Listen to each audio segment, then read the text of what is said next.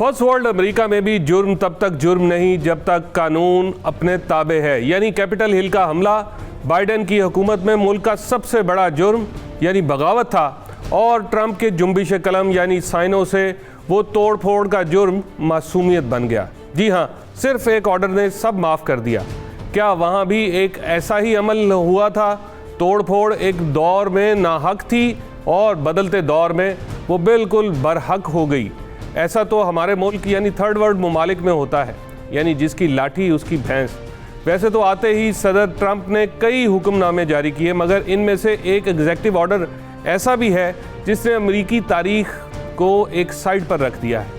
Preserve, protect and defend the Constitution of the United States. So help me God. Congratulations, Mr. President. Trump ने एक दस्तखत से Capitol Hill का हमला यानी 1500 अफराद को माफ़ी देने का ऐलान किया और साथ ही दस्तखत कर दिए।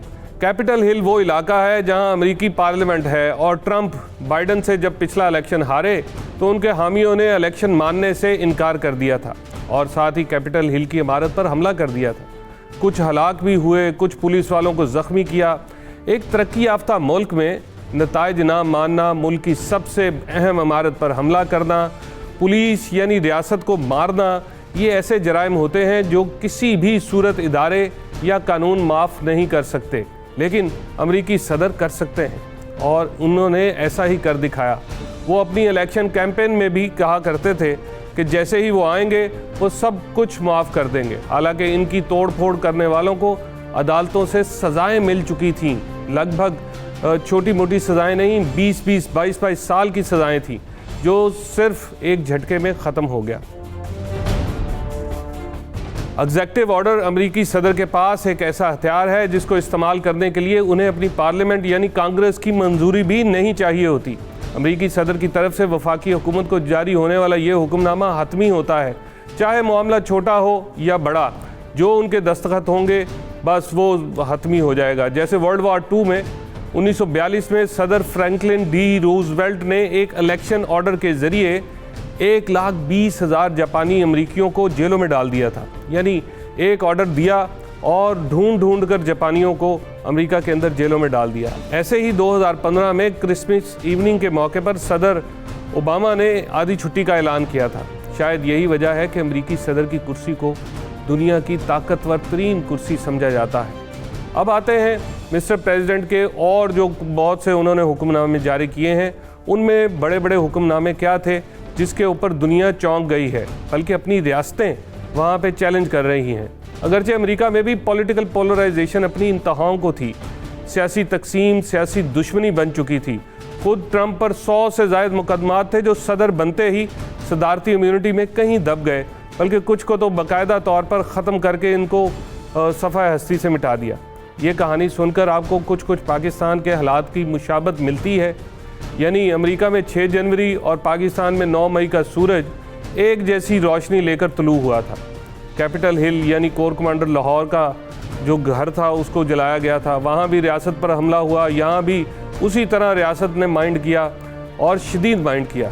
अगरचे अमेरिकी सदर के पास माफ़ी देने के पावर मौजूद है, लेकिन ये माफ़ी अमेरिकी मुस्तकबिल में एक ऐसी मिसाल बन जाएगी जिसकी आड़ में सियासी जराइम से कोई नहीं रोक पाएगा, क्योंकि ये भी एक हमला जो था वो एक सियासी हमला था, और उसको आते ही जब ख़त्म कर दिया गया तो आप देख सकते हैं कि कानून बचा ना, वो FIRs ना अदालतों के अहकामात।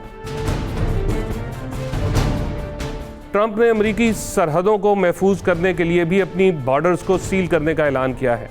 यानी अब गैर कानूनी तौर पर अमेरिका में जो लोग दाखिल होते थे उन्हें नेशनल गार्ड्स का नहीं बल्कि अमेरिकी फ़ौज का सामना करना पड़ेगा। सिर्फ यही नहीं, ट्रंप ने अमेरिका में गैर कानूनी इमिग्रेंट्स के ख़िलाफ़ तारीख का सबसे बड़ा ऑपरेशन करने का भी ऐलान कर दिया है।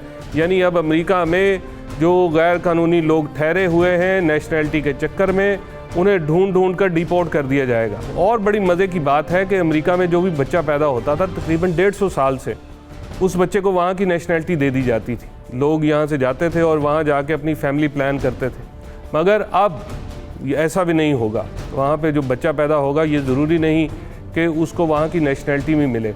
लगभग अमेरिका की 18 रियासतों ने सदर ट्रंप के इस हुक्मनामे को चैलेंज कर दिया है। अमेरिकी नेशनैलिटी अमेरिका में पैदा होने वाले बच्चे का आईनी हक है, वो ये कहते हैं, मगर कोई उसको मानने को तैयार नहीं। एक एग्जेक्टिव ऑर्डर ने सब ख़त्म करके रख दिया है। डोनाल्ड ट्रंप ने आते ही अमेरिका में टिकटॉक पर पाबंदी लगाने का भी ऐलान कर दिया है। 75 दिन की मोहलत दी है।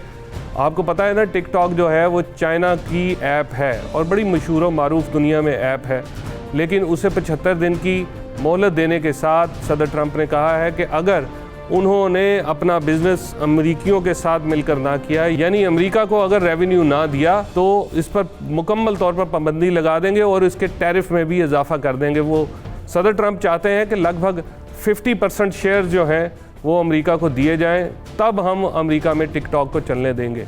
आपको सुनकर ये हैरत होगी कि अमेरिकी ये भी मानते हैं कि टिकटॉक उनकी जासूसी करता है। यानी जिस मुल्क के पास फेसबुक है, एक्स है, इंस्टाग्राम है, व्हाट्सएप है, वो भी ये कहने पर मजबूर है कि चाइना अमेरिकियों की जासूसी कर रहा है और टिकटॉक के ज़रिए कर रहा है। जो एक्स के मालिक हैं एलन मस्क और ट्रंप की इंतज़ामिया में शामिल भी हो चुके हैं, उनका भी एतराज़ है। वो तो कहते हैं कि टिकटॉक पर पाबंदी हटाई जाए और साथ ही वो ये भी कहते हैं कि एक्स जो चाइना में है, उनकी जो ऐप है, दुनिया की मशहूर ऐप ट्विटर जिसको बोलते हैं, उस पर भी चाइना में पाबंदी हटाई जाए। दूसरी तरफ डोनाल्ड ट्रंप की तरफ से पहले ही दिन दर्जनों एग्जेक्टिव ऑर्डर्स पर बहुत सी तनकीद भी हुई है। कुछ लोग अमेरिका में इन एग्जेक्टिव ऑर्डर्स को कह रहे हैं कि ये कानून को रीराइट करने वाली बात है और बहुत सारे अदालती कवानीन के ज़रिए ये कवानीन, ये एग्जेक्टिव ऑर्डर्स ख़त्म कर दिए जाएंगे। इम्कान ज़ाहिर किया जा रहा है कि डोनाल्ड ट्रंप के बहुत सारे फैसले अदालतों में चैलेंज हो सकते हैं, क्योंकि पैदाइश का हक एक आइनी मामला था और आइनी मामले को एग्जेक्टिव ऑर्डर्स के साथ ख़त्म नहीं किया जा सकता। और भी बहुत सारे एग्जेक्टिव ऑर्डर जो हैं उनके बारे में कहा जा रहा है कि इसे अदालतों में जैसे चैलेंज किया जाएगा, अदालतें इन्हें उड़ा कर रख देंगी। आज की वीडियो के लिए इतना ही। मिलेंगे अगली वीडियो में किसी अगले टॉपिक के साथ। तब तक के लिए इजाज़त दीजिए। अल्लाह हाफ़िज़।